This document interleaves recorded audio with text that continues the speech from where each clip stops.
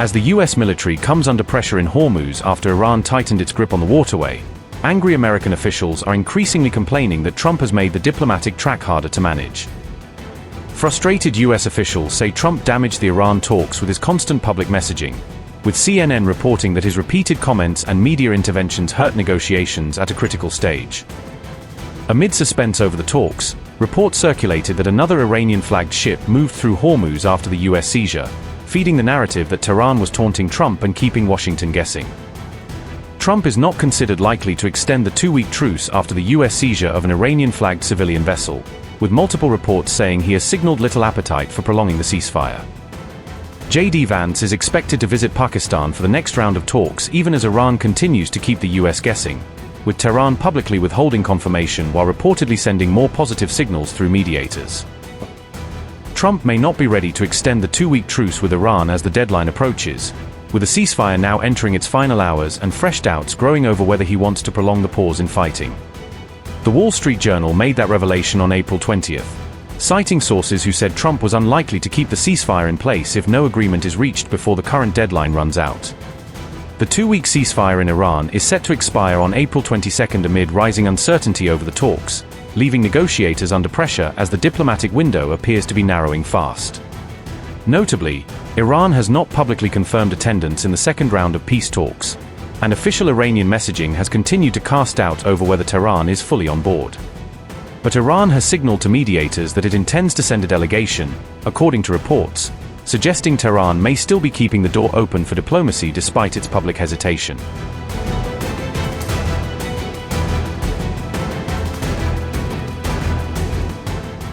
Trump is now being blamed for torpedoing the Iran talks with what officials described as non-stop public commentary at a highly delicate stage in the negotiations.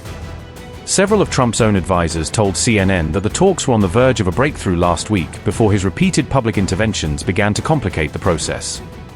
However, Trump then began commenting publicly on the talks through social media posts and media interviews, injecting fresh uncertainty into an already fragile diplomatic track. Trump even went ahead and claimed that Iran was ready to give up its enriched uranium stockpile as part of a possible agreement. That move prompted Iranian officials to quickly issue denials of Trump's claims, pushing back against his version of the negotiations. The talks were at a sensitive stage when Trump began weighing in, and CNN reported that his public remarks did not help matters. US officials also suggested Trump caused further harm by continuing to take calls from reporters and speaking publicly as negotiations remained unresolved. Trump also recently created confusion over Vance's anticipated visit to Pakistan, adding to the broader uncertainty around the talks. On April 19th, Trump claimed that Vance would not be attending the second round of talks with Iran. Soon after, the White House clarified that Vance would in fact be leading the US delegation in Pakistan. On April 20th, Trump then claimed in an interview that Vance had already departed for Islamabad. However, reports suggested that Vance was still in Washington at the time and was only expected to leave on April 21st. Trump subsequently claimed that a deal with Iran would be reached on April 20th itself, despite the fact that the talks were not scheduled until the following day. In reality, the talks were tied to April 21st and remained clouded by uncertainty over whether Iran would attend at all. Trump later told Bloomberg that the truce would end on April 22nd, further adding to the confusion over the diplomatic timeline.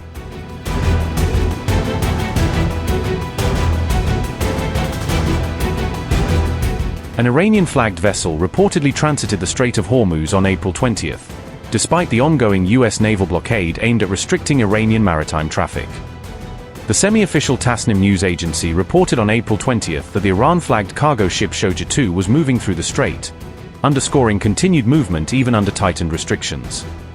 The cargo vessel is said to have departed from Shahid Raji port, Iran's key commercial hub near Bandar Abbas, which serves as a major outlet for the country's non-oil trade.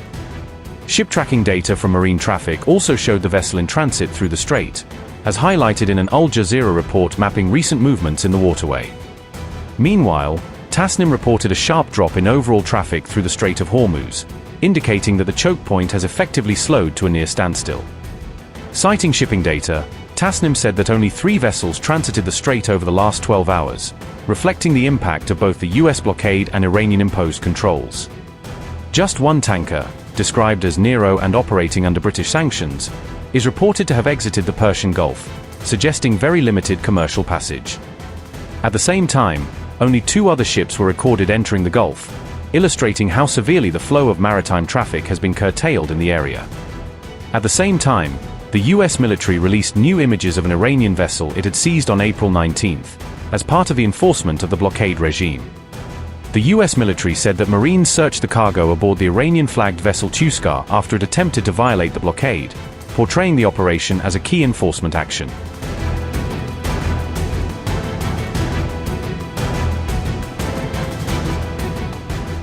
As the ceasefire moves closer to expiry, the US has seized an Iranian cargo ship, adding fresh tension to an already volatile situation at sea. President Donald Trump announced that the US military carried out the seizure of the Iranian vessel on April 19. The US military also released footage showing Navy fire hitting the cargo ship while it was out at sea. According to reports, a US missile destroyer intercepted the ship as it allegedly attempted to head toward Iran. The Iran-flagged vessel was said to be traveling toward Bandar Abbas port when it was stopped, according to the US military. US officials say the ship ignored communications for more than 6 hours, which led forces to take action. The destroyer then reportedly ordered the crew to evacuate the engine room before opening fire to disable the vessel. Several shells from the warship's 5-inch Mk-45 gun struck the engine area, leaving the ship immobilized in the water.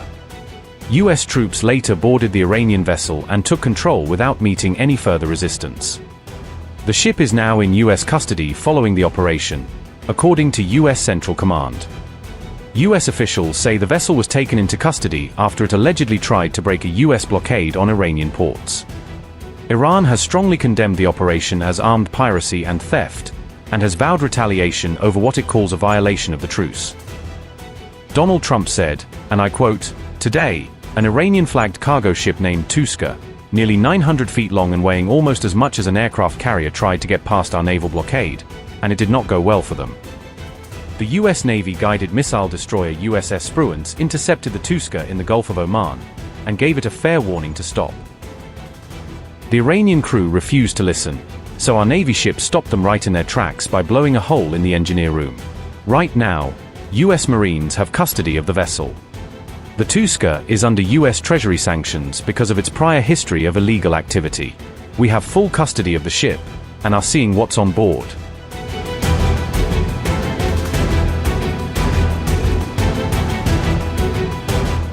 Iran has accused the United States of violating the ceasefire after attacking its cargo vessel in the Gulf of Oman. On April 19th, US forces reportedly fired on the ship, disabling its engine before boarding and seizing it. President Donald Trump later confirmed the seizure, saying the vessel was under US sanctions. In response, Iranian media said drone attacks were launched targeting US warships operating nearby. Iranian officials described the strikes as direct retaliation for what they called a US act of aggression. Iran strongly condemned the incident and warned that further retaliation against the US would follow. Ibrahim Zolfagari said, and I quote, "The aggressor United States violated the ceasefire and committed maritime piracy by firing at an Iranian merchant ship in the waters of the Sea of Oman and landing a number of its terrorist marines on the deck of the vessel, disabling its navigation system.